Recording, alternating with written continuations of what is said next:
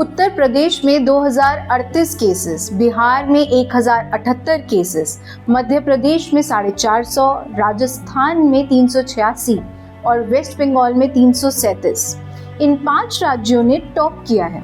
लेकिन किसमें? Dowry death cases में, यानी दहेज हत्या के केसेस में। ये हम नहीं, ये बता रहा है नेशनल क्राइम रिकॉर्ड्स ब्यूरो का डेटा, यानी कि राष्ट्रीय आपराधिक रिकॉर्ड्स ब्यूरो का डेटा जो हाल ही में रिलीज हुआ है। उनके सालाना डेटा के अनुसार औसतन हर दिन, यानी कि ऑन एन एवरेज 16 महिलाएं मारी जा रही हैं। भारत में 2024 में दहेज हत्या को लेकर कुल 5,737 मामले दर्ज किए गए हैं। ये आंकड़ा एनसीआरबी का है। 16, ये नंबर बहुत बड़ा। ये सिर्फ नंबर्स नहीं है, हर नंबर एक जीती जागती कहानी है।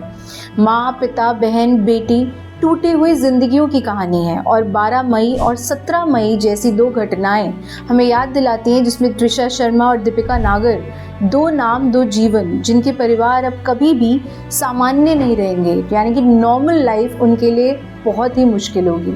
मैं हूँ वत्सला श्रृंगी और आज हम बात करने वाले हैं उस डरावने सच की जो अक्सर घर के भीतर छुपा होता है, दहेज हत्या। क्या हमारे समाज की बेटियां अपने ही घरों में सुरक्षित नहीं हैं? और हम एक समाज कब जागेंगे? 12 मई को 33 साल की त्रिशा की बॉडी भोपाल के कटारा हिल्स में मिली। परिवार का आरोप है पति और सास ने दहेज प्रताड़ना और हत्या की। अभी सीबीआई की जांच चल रही है। सवाल यही बनता है, कितनी बार शिकायतें, कितनी बार चिल्लाहटें सुनने के बाद भी सिस्टम हर बार फेल हो जाता है। 17 मई 24 साल की दीपिका ने घर से छलांग लगाकर अपनी जान दे दी। परिवार का कहना है दहेज की प्रताड़ना, वो जो बचपन में खिलखिलाती थी, आज सिर्फ एक रिपोर्ट बनकर रह गई है।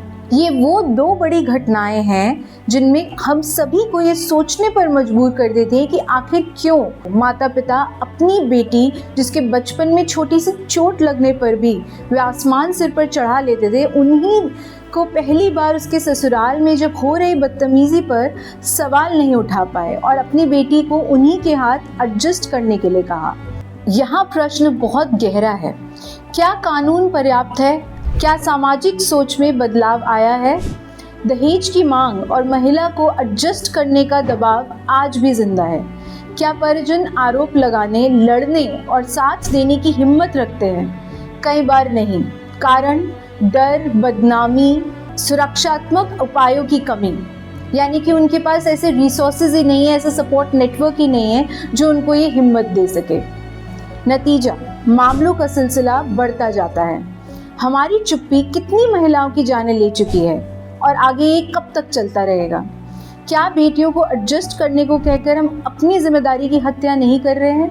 अगर आप इस वीडियो को देख रहे हैं और आपकी जान पहचान में कोई जोखिम में है, आप अपने आसपास किसी को जानते हैं जो बाहर नहीं निकल के आ पा रहा है, तो चुप मत बैठिए।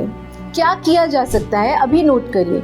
शिकायत दर्ज कराएं। अगर किसी को प्रताड़ना हो रही है तो पुलिस या महिला हेल्पलाइन का उपयोग करें। 181 1091 को सूचित करें। सबूत जुटाएं। Records, message, call log, medical reports, ये सब सबूत हैं जिनका आप इस्तेमाल कर सकते हैं। समर्थन नेटवर्क, एक सपोर्ट ग्रुप बनाएं। एनजीओ, वकील, महिला थानों से संपर्क करें। और अगर आप किसी राजनीतिक नेता से पूछना चाहते हैं कि उन्होंने अपने इलाके में बेटियों की जिंदगी बचाने के लिए क्या किया है, तो जरूर पूछिए अगली बार जब वो आपसे वोट मांगने आते हैं। परिवारों को आवाज उठाने की जरूरत है, शर्म नहीं, हिम्मत की जरूरत है। अगर आप हमारे इस वीडियो से सहमत हैं तो इसे शेयर कीजिए, हमारे चैनल को सब्सक्राइब जरूर कीजिए और कमेंट्स में अपना फीडबैक हमें जरूर बताइए। केवल गुस्सा काफी नहीं है, उस पर कुछ काम करने की भी जरूरत है। तो आइए चलिए कुछ करें।